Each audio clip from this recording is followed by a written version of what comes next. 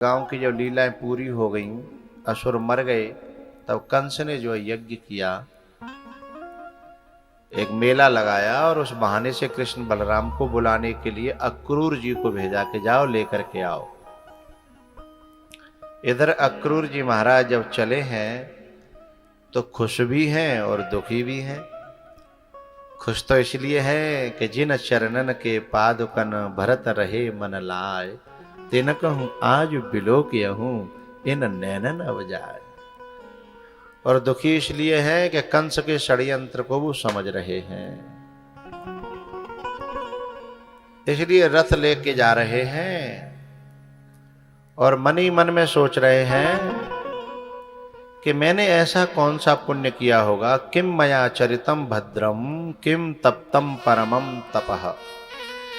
बोले मेरे जीवन में मुझे कोई ऐसा धर्म कर्म दिखाई नहीं देता कि जिससे ठाकुर जी का दर्शन हो, लेकिन फिर भी मुझे दर्शन मिल रहा है। ये सिर्फ उनकी कृपा ही है, क्योंकि यह गुण साधन ते नहीं होई और तुम्हारी कृपा पाव कोई कोई कोई कोई पाता है।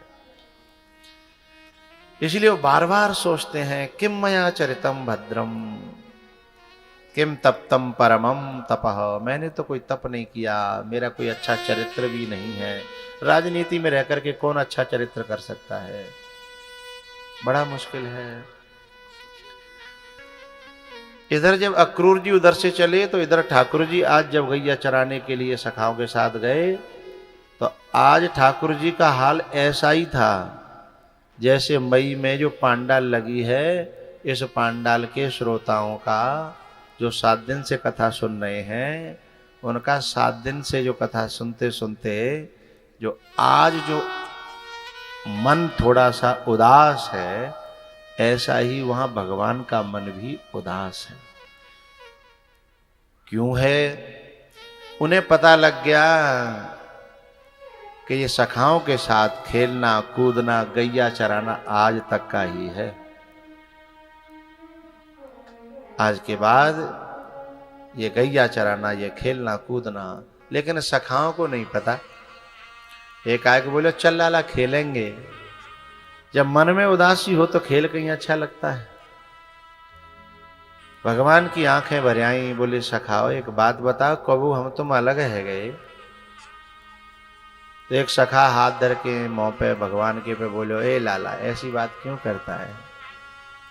तेरे को पता है अब हमारी जिंदगी भी तू है, हमारी सांसें भी तू है, हमारा जीवन हमारा सुख तू ही तो है। अब तुझसे बिछुड़ के तेरे से अलग होकर के क्या तू कल्पना करता है हम जिएंगे?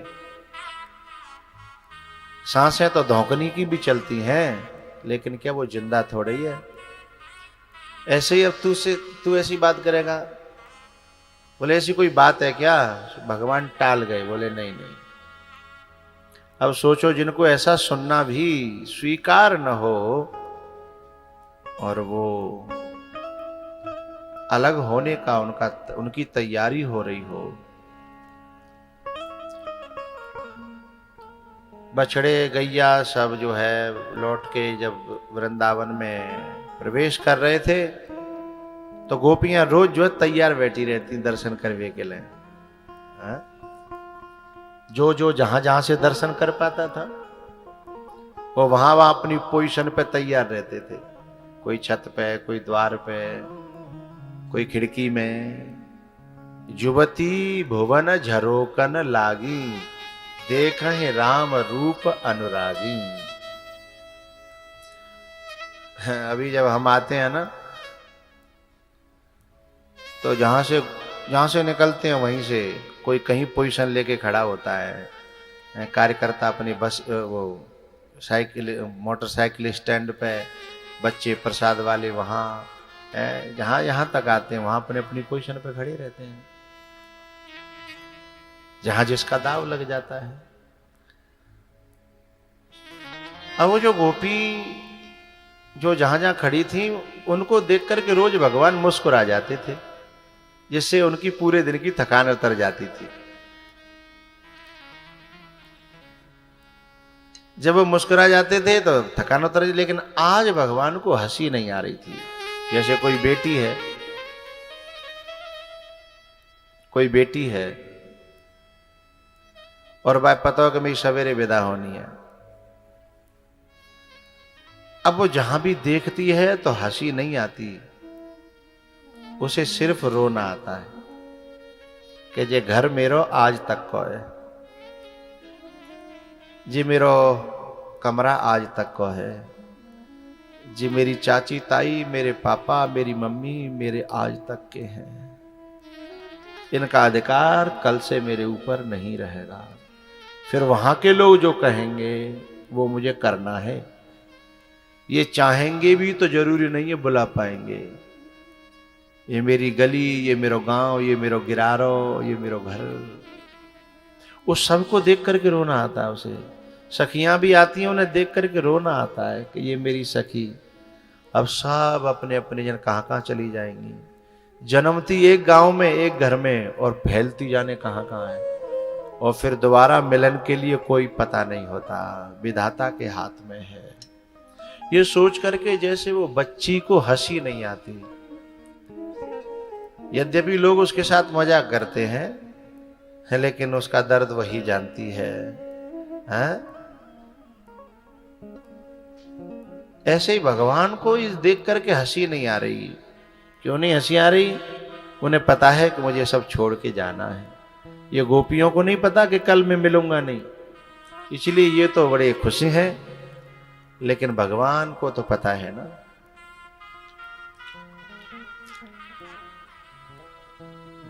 गाय बाड़े में बंद करी, अक्रूर जी से मिलकर के कहा, काका तुम मुझे लेने आए हो, मुझे तो पता है, पर अभी मेरी मैया को मत बताना, क्योंकि मेरी मैया बहुत प्यार करती है मुझे, वो मेरे जाने की बात को सहन नहीं कर पाएगी, झेल नहीं पाएगी। मैं अपने तरीके से उसे पढ़ाऊंगा, समझाऊंगा, तब समझेगी। और वो समझदार नहीं है ज्यादा, और माताएं दिल के हाथों मजबूर होती हैं, उन्हें समझदारी से बहुत ज्यादा लेना देना नहीं होता। इसलिए भगवान कहते हैं, काका मेरी मैया को मत बताना, ठीक है। लेकिन ग्वाल वालों ने जाकर के अपने अपने घर ये बात कही कि आज लाला कुछ ऐसी अटपटी बातें कर रहा था कि कभी बिछुड़ गई तो कभी ये कभी वो, ऐसी बातें कर रहा था। गोपी भांप गई। इधर अक्रूर जी का आना हुआ, बात जन कहां से निकली और फूट गई। व्रजवासी सब जो है, गोपियां ग्वाल वाल दरवाजे पे आकर के रोने लगे। गोपियां कहने लगी ग्वाल वालों से जाकर के हमारी प्रार्थना करो कि वो हमें छोड़ के न जाए, जैसे वो राखेगा वैसे हम रहेंगी। एक दूसरे से कहने लगी, तुम ही तो शिकायत करती थी, तुम ही तो ताने देती थी, इसीलिए जा रहा होगा। बोले नहीं नहीं, अब हम कभी शिकायत नहीं करेंगी और कभी भी जो है हम उससे कुछ कहेंगी नहीं, अब न जाए।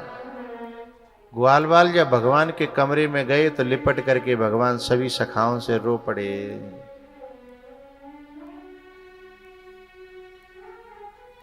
सखाओं ने कहा, भैया हम क्या सुन रहे हैं? बोले सही सुन रहे हो भैया, हमारा तुम्हारा संग इतने दिना को, इतने दिन का हमारा तुम्हारा मिलना था, और हर जीव अपने अपने कर्म से जितने दिन जहां के लिए आया है वो उतने दिन रुकेगा। मैं भी नरलीला करने आया हूं भैया, इतने दिनों तक हम तुम संग रहे, हम में लड़ाई भई, झगड़े भये, माखन चुराए,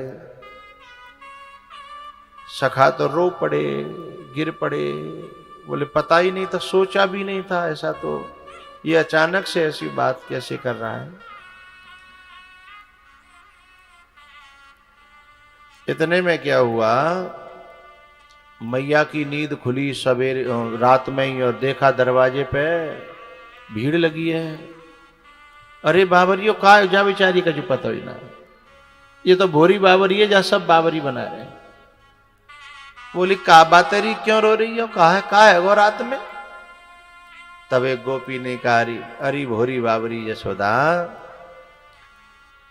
श्याम सकारे जाएंगे, नैन मरेंगे रोए। हे विधना ऐसो कीजियो, जासो भोर न हो।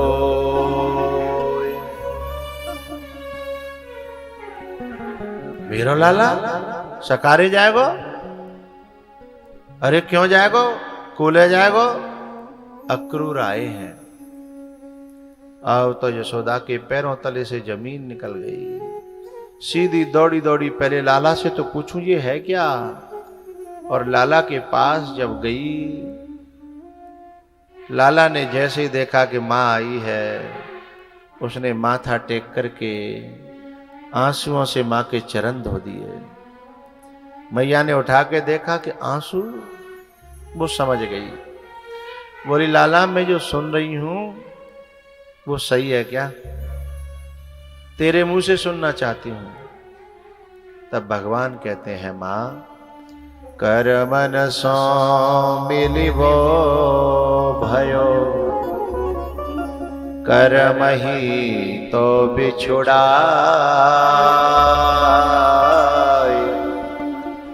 कर मही तो बिछुड़ा। अरे मैया, मेरी वृंदावन की लीलाएं अब पूरी हो गईं, अब मुझे कर्तव्य के मार्ग पर जाना है। और मैया सदा कोई काऊ के संग रहो है, चाहे बहन भैया होए, चाहे बाप बेटा होए, चाहे सखियां होए, एक दिन तो सबको दूर होना पड़ता है। मां मुझे आशीर्वाद दे कि मैं कर्तव्य के मार्ग पे आगे बढ़ूं। मां ने देखा कि जो आज छोटो सो नेको सो मोए इतने बड़े बड़े उपदेश कर रहा हूं कर्तव्य के मार्ग के, ऐसी बात तो जाने कबू ना करी। तब कहती है, मां बेटा जब ऐसी बात है तो मैं तुझे रोकूंगी नहीं, क्योंकि पंडित जी ने तेरी कुंडली बनाई थी। उन्होंने कहा था कि यशोदा वैसे तो तेरा लाला राजा बनेगा, पर जब ये राजा बनेगा तो तू छूट जाएगी, ये तेरे से दूर हो जाएगा। मुझे लगता है वही दिन आ गए तेरे दूर होने के, पर मैं अपने बालक को राजा बनने से कैसे रोकूं? मेरा आशीर्वाद है, क्योंकि मैं तो मां हूं ना, और मां अपने बेटे की खुशी देखती है, अपने कलेजे पे पत्थर रख लेती है, लेकिन बच्चे की खुशी देखती है। बोले, मैं मां हूं ना, इसलिए मैं चाहूंगी कि तू जहां रहे सुखी रहे। पर मेरी एक प्रार्थना है बेटा, तू राजा बनेगा, तेरे महल होंगे, दास दासी होंगे, नौकर चाकर होंगे, एक काम नहीं हो सकता है। तेरे महलन में मैं और तेरो नंद बाबा कब नौकरी पे रह जाए तो हमारा बुढ़ापो शायद कट जाए।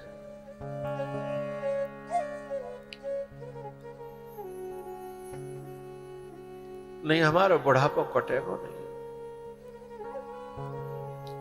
क्योंकि हमारे तो प्राण ही तेरे में बस गए।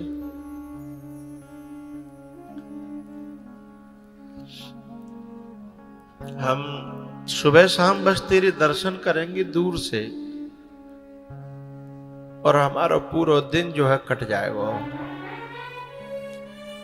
इस सहारे से शायद हमारा जीवन कट जाए, नहीं तो बड़ा मुश्किल है।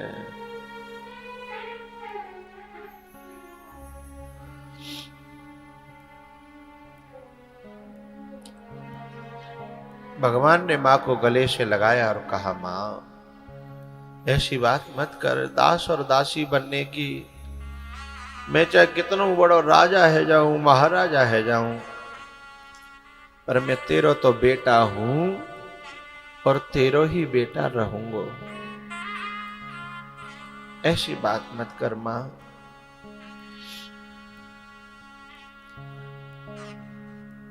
अभी बहुत रात है, तू रात भर रोएगी, अभी सो जा। अब कहीं मां को नींद आती है। मैया ने उल्टा लाला को लिटा दिया कि तू सो जा, और रात भर माथे पर हाथ फेरती रही और सोचती रही कि विधाता काय को तो तेने दयो, और काय को तेने बीच मझधार में जा लहरो है।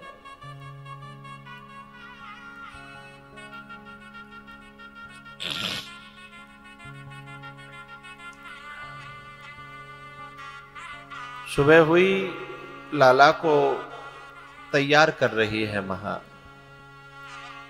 लेकिन आज खुश नहीं है। पहले तैयार करते समय बड़ी खुश होती थी, बाल काटती थी, नहलाती थी, तेल लगाती थी, लेकिन आज वो खुशी नहीं है, आज रोना है। मोर मुकुट बांधा, टीका लगाया।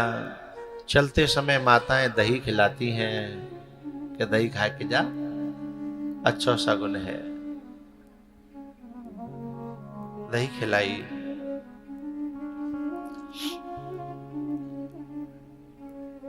भगवान अपने ग्वाल वालों से, सखाओं से मिले, भैया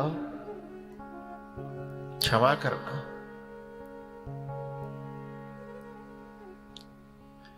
एक सखा था भगवान का, बहुत गरीब ब्राह्मणी का बेटा मधुमंगल।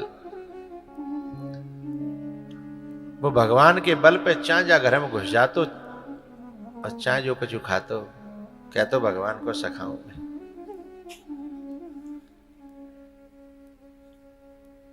जब भगवान उससे मिले तो वो बोलो कि जिन सबन के तो घर है, परिवार है, नौकरी है, चाकरी है, खेत है, सब कुछ है, गैया है, मुंह पे तो सिर्फ तू है, और तू भी जब छोड़ के चला जाएगा तो मेरा क्या होगा? भगवान ने कहा कि दांत नाए तब दूध दियो, और दांत दिए हैं तो अन्न देगो। चिंता न करना मेरे सखा, सखा सोच त्यागहु बल मोरे, सब विधि घटव काज में तोरे। चिंता न करना, तू मेरा सखा है ना, कभी भूखा नहीं रहेगा। भैया सबसे मिलकर के आप लोगों ने देखा होगा, बेटी की विदाई में बाप इधर उधर बरकता रहता है, बचता रहता है कि मैं सामने न पड़ूं, मुझसे देखा नहीं जाएगा। इसलिए वहां लाला की विदाई में नंद बाबा भी बचने की कोशिश कर रहे थे, लेकिन लाला को तो नमन करके आशीर्वाद लेना था। एक साइड में जहां नंद बाबा रो रहे थे, वहां जाकर के लाला ने पांव छुए और गले से लिपट गए।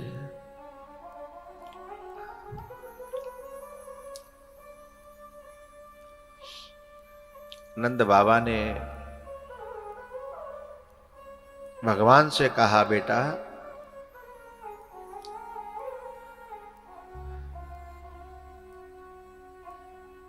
तू तो जानता है कि हमारे प्राण तेरे में बसते हैं। दशरथ जी ने कहा था ना, सब सुत मोय प्राण की नाई, पर राम देत नहीं बने गोसाई। तू जा रहा है, हम रोक तो नहीं सकते, पर तेरी यशोदा मैया ने प्रार्थना करी है, यदि तेरे महलों में कोई जगह मिल जाएगी तो जीवन कट जाएगा। इस पे बात सोचना।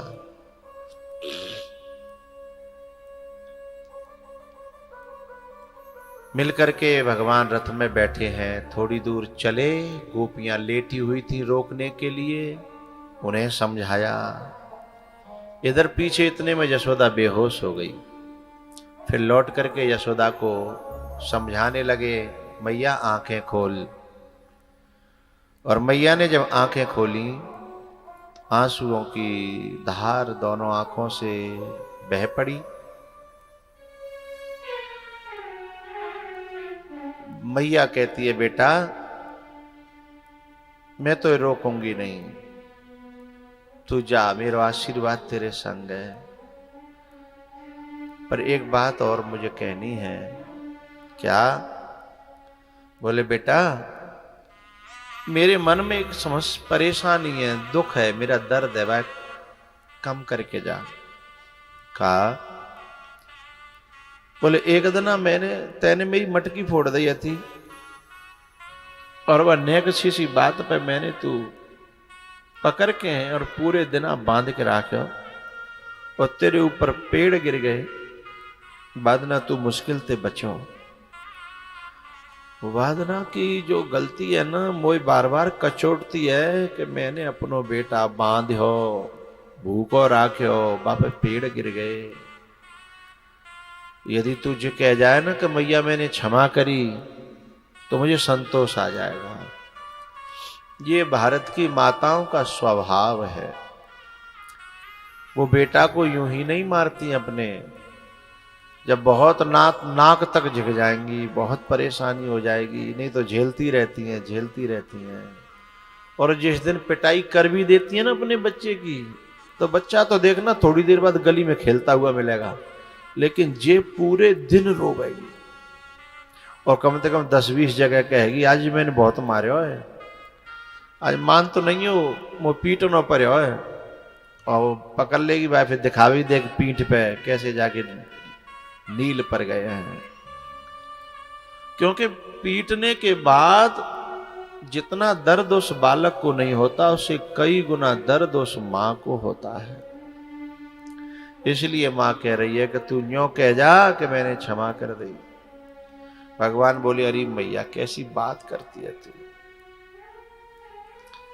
तेरे बांधवे में जो सुख। पर एक बात मैं आपको बताऊं, मां को कोई कितना भी समझाए, मां समझ नहीं सकती, क्योंकि मां का जो दिल है ना, वो बुद्धि से ऊपर होता है। क्योंकि समझती है बुद्धि, और दिल तो समझता ही नहीं है। और मां हृदय प्रधान होती है। मां जो है ना, अपने बच्चे की खुशी के लिए यहां तक त्याग करती है कि जब बहू बेटा न्यारे हो जाते हैं ना, और कोई बहू सही नहीं निकलती, और माँ को पता चल जाए कि बेटा को मेरे पास आने नहीं देती है, कलेश करती है, तो मैंने माओ को कहते देखा है, बेटा तू मेरे पास ज्यादा मत आ करे, तेरी बहू को अच्छा नहीं लगता ना, और तो ते कलेश करे तो मोह म्यो जी दुखेगो ना, बस मोह पता रहे कि तू खुश है, तुम अपने खुश रहो, मेरे तो हाथ पांव चल रहे हैं। अपने पैदा करे भय, अपने पाले भय, अपने पढ़ाए हुए बच्चे को दूसरे के हवाले कर देती है। किस लिए? कि जिनके घर में सुख रहे, मेरो बेटा सुखी रहे। कुछ बहुएं ऐसी हैं जो ये समझती हैं कि जो अपनी माता जी को पैसा दे आवे वो, तो जब तनख्वाह भी बारी होगी तब बड़ी निगरानी रखेंगे कि माँ के पास तो नहीं चला गया। तो माँ समझती है कि जाकी बहू है ना, मेरे पास आने नहीं देती, तो वो अपना बेटा त्याग देती है खुशी, उसी की खुशी के लिए। फिर भले ही अकेली रोब है, क्योंकि जब वो उसके बेटे को जो पसंद होता है ना, किसी के बेटे को कढ़ी पसंद होती है, किसी को गाजर का हलवा, किसी को सूजी का हलवा, किसी को रोटी, किसी को बाजरा की रोटी है, किसी को मूंग की दाल, उड़द की दाल। तो जो पसंद होता है बेटा को, वो जब बनाती है ना माँ, उससे खाया नहीं जाता, और वो उसे बुला भी सकती नहीं है कि बेटा खा जा, क्योंकि बाकी बहू तो ऐसा व्यवहार करती है सौत जैसा, यहां तक कह देती है कि तो मैं अम्मा के पास सो मनो तो तुम वो काय को लेके आयो। ऐसी कटु वाणी का प्रयोग कोई बहू करती है। इसलिए माँ अपने बेटे के लिए जब भी कुछ बनाएगी, खीर बनाएगी, पुआ बनाएगी, तो बेटा की याद तो आएगी ना, क्योंकि उसे खा के सुख नहीं मिलता, उसे खिला के सुख मिलता है।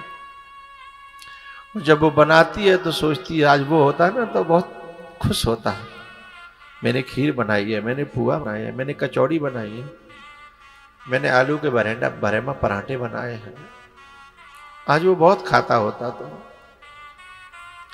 लेकिन भले ही पास रह रहा है पर बुला नहीं सकती, तो किसके लिए त्याग किया? बेटा की खुशी के लिए। ये मां का बलिदान है।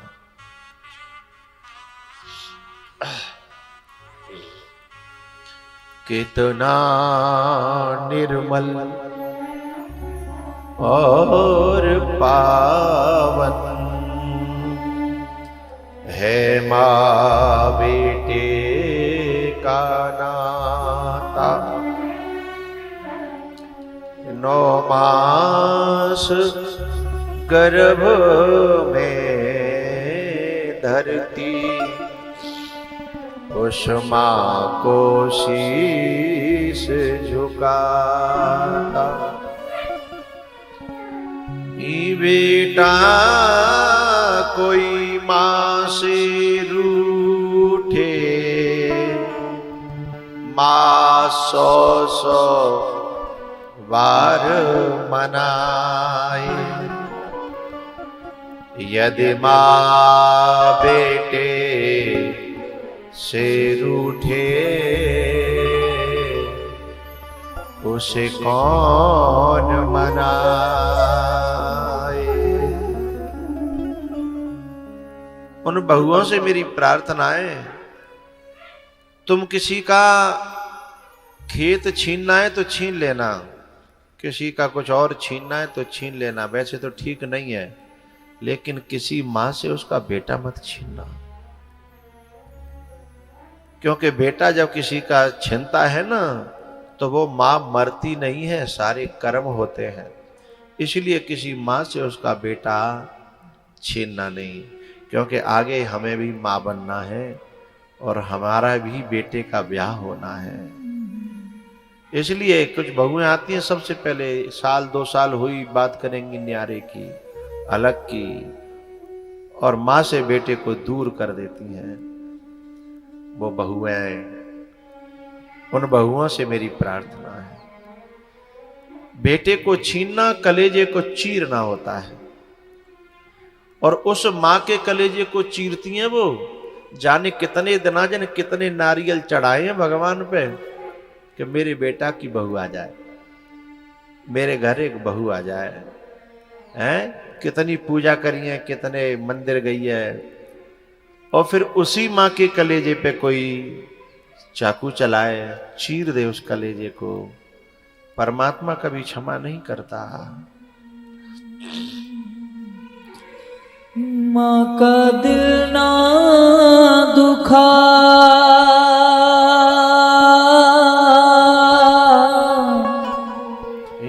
मां का दिल ना दुखा,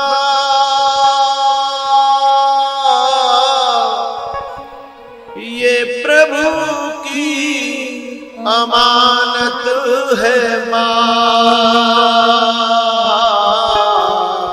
मां का दिल ना दुखा।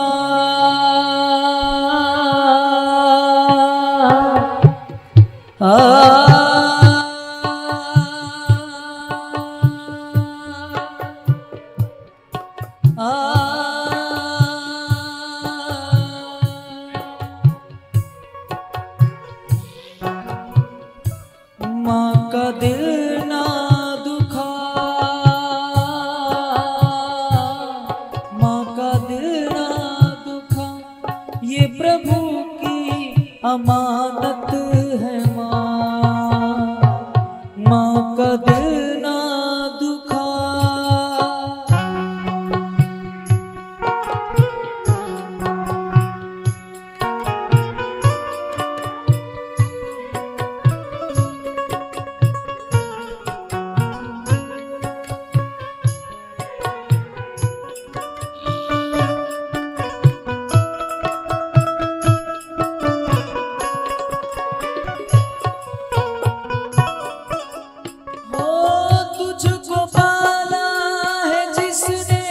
बड़े प्यार से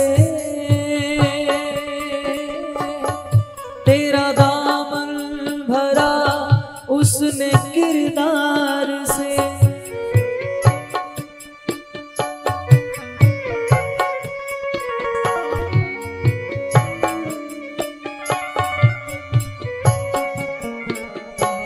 तुझको पाला है जिसने बड़े प्यार से तेरा दामन भरा उसने किरदार से। नन्ही सी जान पर हो, नन्ही सी जान पर बन के साया रहे वो है माँ का दिल ना दुखा।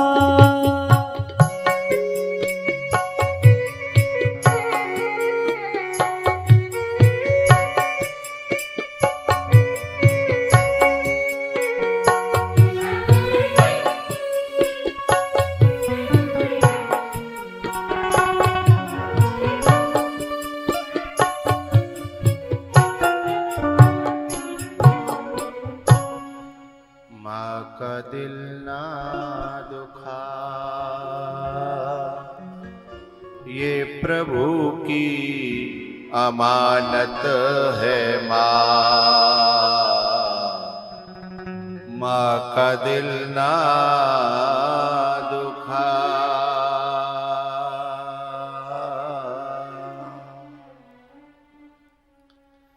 भगवान विदा हुए हैं।